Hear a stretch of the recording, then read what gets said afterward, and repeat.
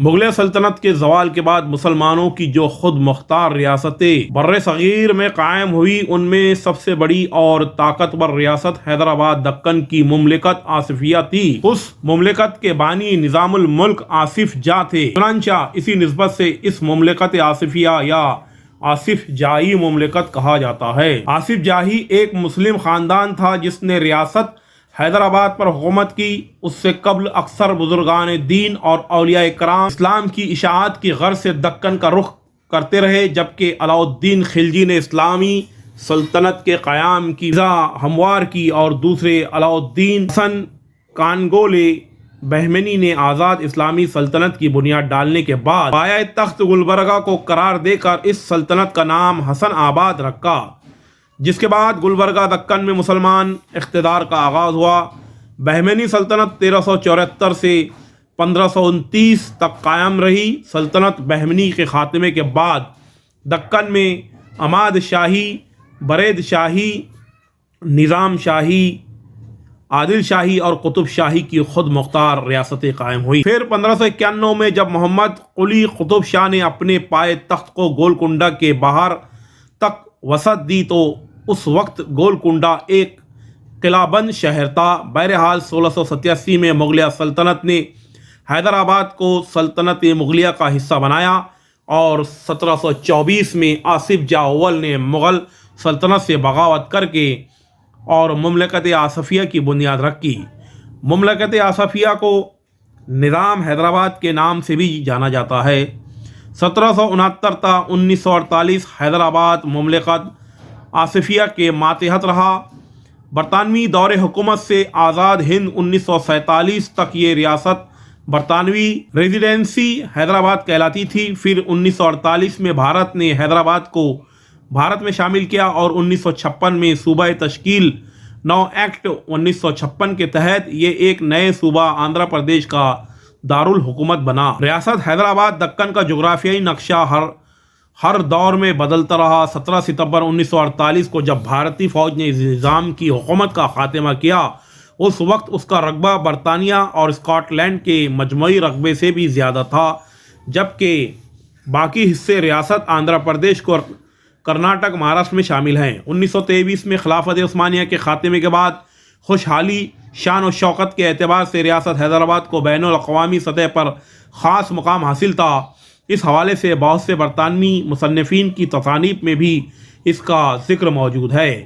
ہندوستان کے viceroy lord Mount beaten اپنی سوانح حیات میں اس شہر کا تذکرہ کرتے ہوئے لکھتے ہیں کہ دوسری جنگ عظیم کے بعد جب انگلستان معاشی طور پر دیوالیہ ہو چکا تھا، ایسے وقت میں نواب میر عثمان علی خان کے غراں قدر عطیات نے بڑی حد تک انگلستان کی معیشت کو سہارا دیا۔ 1911 سے 1948 بھارت کے حیدرآباد پر قبضے، یعنی 37 سال تک حیدرآباد کے دکن پر حکومت کرنے والے میر عثمان علی خان کوئی عام نواب یا بادشاہ نہیں، بلکہ اپنے دور میں دنیا کے امیر ترین شخص اور رعایا پرور حکمراں تھے۔ میر عثمان علی خان جدید حیدرآباد کے اولین معمار مانے جاتے ہیں، کیونکہ ان کے دور میں تعمیر کردہ سرکاری یا عوامی استعمال کی عمارتیں آج بھی نمایاں اور کلیدی حیثیت حاصل ہے، چاہے وہ ہائی کورٹ، اسمبلی کمپلیکس، عثمانیہ اسپتال ہو یا آصفیہ لائبریری اور آرٹس کالج، عثمانیہ یونیورسٹی۔ نظام حیدرآباد اپنے رفاہی کاموں کی وجہ سے نہ صرف اپنی مملکت بلکہ دنیا بھر میں مشہور تھے، نیز اسلام کی ترویج و اشاعت، خصوصاً مکہ مکرمہ اور مدینہ منورہ کے کئی معاملات میں بھی ریاست کی گراں قدر خدمات قابل تحسین ہیں۔ جیسا کہ نظام دکن کے دور میں سعودی عرب کی بھرپور مالی مدد کی جاتی تھی۔ 20ویں صدی کی ابتدائی دہائیوں میں جب سعودی عرب کے معاشی حالات بہت خراب تھے، اس وقت حیدرآباد دکن نہ صرف سعودی عرب کی مالی مدد کرتا تھا بلکہ یہاں سے اناج بھی جاتا تھا۔ مکہ معظمہ اور مدینہ منورہ کے بانی اور بجلی کے خرچ بھی ریاست حیدرآباد نے اپنے ذمے لے رکھے تھے۔ میر عثمان علی خان اور ان کے خاندان نے عازمین حج کے لیے مکہ معظمہ اور مدینہ منورہ میں رباطیں تعمیر کروائیں، جبکہ حیدرآباد دکن میں ایک عظیم الشان عمارت مدینہ بلڈنگ حاجیوں کو سہولتیں بہم پہنچانے اور ان کی خدمت کے لیے تعمیر کی گئی۔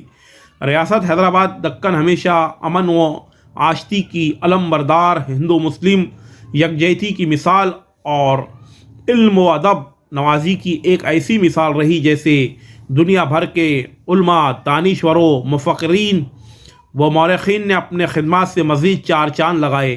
کہتے ہیں کہ کسی زمانے میں اس شہر کا نام باغ نگر، باغوں کا شہر ہوا کرتا تھا، جسے بعد میں حیدرآباد کر دیا گیا۔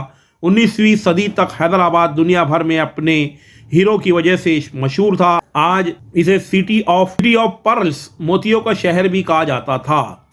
قدیم و جدید عمارتوں کی حامل یہ ریاست دیگر کئی حوالوں سے بھی منفرد اہمیت کی حامل ہے۔ یہاں کی ہائی ٹیک سٹی نے بہت ترقی کی ہے، جہاں 1300 کے قریب آئی ٹی کمپنیز میں 3 لاکھ سے زائد ملازمین خدمات انجام دے رہے ہیں، جبکہ دنیا کا سب سے بڑا شوٹنگ اسٹوڈیو راموجی فلم سٹی بھی اس شہر میں واقع۔ معیشت کے حوالے آج یہ شہر بھارت کے 5ویں بڑے شہر کی حیثیت رکھتا ہے، جبکہ ماضی کے حوالے سے بھی جائزہ لینے سے پتہ چلتا ہے کہ یہ ایک تہذیب یافتہ مملکت تھی، جہاں شائستگی، نفاست اور قابل رشک اسلامی اقدار و روایت کی پاسداری کی جاتی تھی۔